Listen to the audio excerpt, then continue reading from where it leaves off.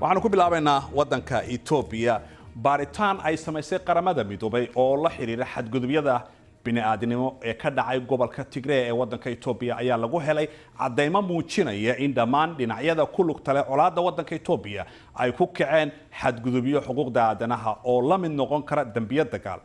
madaxa golaha xuquuqda aadanaha ee qaramada midoobay Michelle Bachelet ayaa waxa ay ugu yeertay warbixintani inay tahay mid naxdin leh. waxaanu haynaa sababo macquul ah oo aanu ku aamino in xilligan dhammaan dhinacyada isku haya Tigray ay sameeyeen xadgudubyo ka dhan ah xuquuqda aadamaha, bini'aadanimada iyo sharciga qaxootiga. qaar ka mid ah waxa ay noqon karaan dambiyo dagaal iyo dunuub ka dhana bini'aadanimada. kooxda samaysay baaritaankan wadajirka ah waxay ogaadeen xadgudubyo iyo gadafallo ay ka mid yihiin dil ka baxsan sharciga, jildil, xadgudub jinsi iyo tacadiyo galmo oo ka dhana qaxootiga iyo barakicin khasab ah ee dadka rayidka. warbixinta ayaa natiijada baaritaan ay si wada jira u sameeyeen guddiga xuquuqda aadanaha ee Ethiopia iyo xafiiska xuquuqul insaanka ee qaramada midoobay. colaadda wadanka Ethiopia ayaa waxa ay bilaabatay bishii November ee sanadkii hore markaasi oo ra'iisul wasaare Abiy Ahmed uu amray in weerar dhinaca militariga lagu qaado ciidamada gobolka wadankaasi Eritrea gobolka Tigray taasi oo markaasi oo tan iyo xilligii uu dagaalkaasi dhacayna wadankaasi kumanaan kun oo qof ayaa ku dhintay oo lagu dilay dagaalka in ka badan 2 milyan oo qofna waxay ka qaxeen guryahoodii. ciidamada dawladda Ethiopia ayaa markii ugu horeysay waxa la sheegayaa inay cagta mariyeen falaagada Tigrayga balse arrimahan ayaa isbedelay bishii June iyadoo dhanka dagaalyahanka Tigray ay ku talaabsanayeen guulo waaweyn. dawladda Ethiopia ayaa dib u bilowday weerarada toddobaadyadii la soo dhaafay waxaana ay adeegsatay duqeyn xagga cirka ah kama se guuleysan in ay hakiyaan weerarada mucaaradka. talaadadii dawladda Ethiopia waxay ku dhawaaqday xaalad degdeg ah saacado kadibna markii ay dadka degan magaalada caasimadda ah ay ugu baaqday inay hubka qaataan waxa wadankaasi Ethiopia ay sheegeen in markaasi haddii aynu eegno fariimaha dhinaca bulshada ee la isticmaalayo waxaa ka mid ah safaaradda Mareykanka ee Addis Ababa oo barteeda Twitterka ku soo qortay waxaanu si adag ugu soo jeedinaynaa dhammaan dadka muwaadiniinta ee Mareykanka in si dhab ah ay uga fiirsadaan safarka Ethiopia iyadoo kuwa hadda ku suganna Ethiopia ay tahay inay isu diyaariyaan sidii ay dalka uga bixi lahaayeen. dhinaca kalena qoraal lagu qoray bogga Twitterka ee xafiiska ra'iisul wasaaraha Ethiopia Abiy Ahmed ayaa isna waxa lagu yiri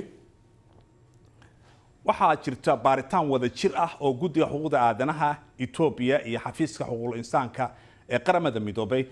ay sameeyeen oo lagu sheegay gumaad. waxa uu yiri haddaba waa been waxaana gabi ahaanba aanu leenahay waxa ka maqan arrintaasi wax walba oo ku salaysan xaqiiqada. haddaba dagaalka wadanka Ethiopia ayaa waxa uu sababay dhibaato bini'aadanimo oo aad u ba'an. si aan u falanqeyno haddaba dagaalkan iyo xaaladda guud ee ka taagan wadanka Ethiopia waxa qadka magaalada London ku jira Dr. Nuur Xasan oo ka faalooda xaaladda gobolka. soo dhawow Dr. Nuur. Ethiopia dagaalkeeda wuxuu ekaa in la soo afjaraya markii hore oo Tigrayga laga guuleystay laakiin haddana xaaladdu way isbedeshay. sidee bal aad u akhrisay in xaalku uu noqon doono toddobaadyada soo socda ama maalmaha soo socda? والله دول ما سنتهي I think مثلا سؤال شرط فان uga jawaabin si ay waafi u noqoto jawaabteeda waxay la tahay inaan dib u fiirino dagaalkan waxa sababay xilliga uu bilowday iyo dagaalka runtii loo qaybin karay laba qaybood. marka dagaalka waxa loo qaybin karayaa qayb afka hadala iyo qayb qoriga caaradiisa ah. marka saad ogsoon tahay 2015 waxa ka bilowday Ethiopia mudaharaadyo lagu sameeyay lagaga soo horjeeday xisbigii EPRDF oo marka TPLF ay awoodda gacanta u haysay hoggaanka u haysay Quero dad la yiraahdo oo arday ah oo dhalinyaro ah oo Oromo ah iyo axmaar badan baa marka ka soo horjeeday barnaamijka. adigu wuxuu socdo rabshadaha iyo mudaharaadka waxay socdaanba 2018 bay noqotay la hayn waayay mudaharaadyadii soconayay. marka kadibna waxa yimid Abiy Ahmed oo loo doortay prime minister oo marka la isku waday inuu noqonayo nin axmaarada iyo Oromada iyo Tigrayga dantooda ka shaqeynaya a compromised figure a compromising figure inuu noqonayo macnaha mid dadka wada qanci doonaan dadka oo dhan ay wada qanci doonaan abiy wuxuu sameeyay dadaalo badan buu sameeyay oo uu ku soo rogay maartay wadanka uu ka keenay maxaabiis badan buu sii daayay waa kii ku guuleystay biladii nooca nabadgelyada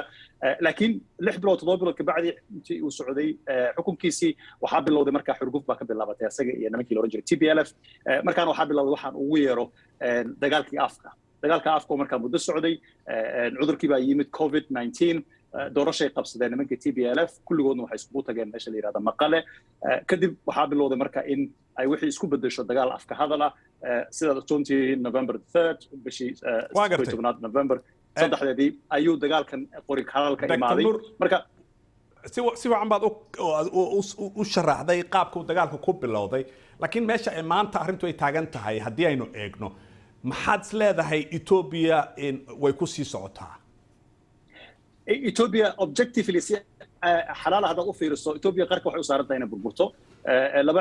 ciidamadii dalka Ethiopia objectively way dagaal ahaan way baaba'een ciidamada Ethiopia oo dhisan hadda dagaal ku sii jiri karta ma jirto marka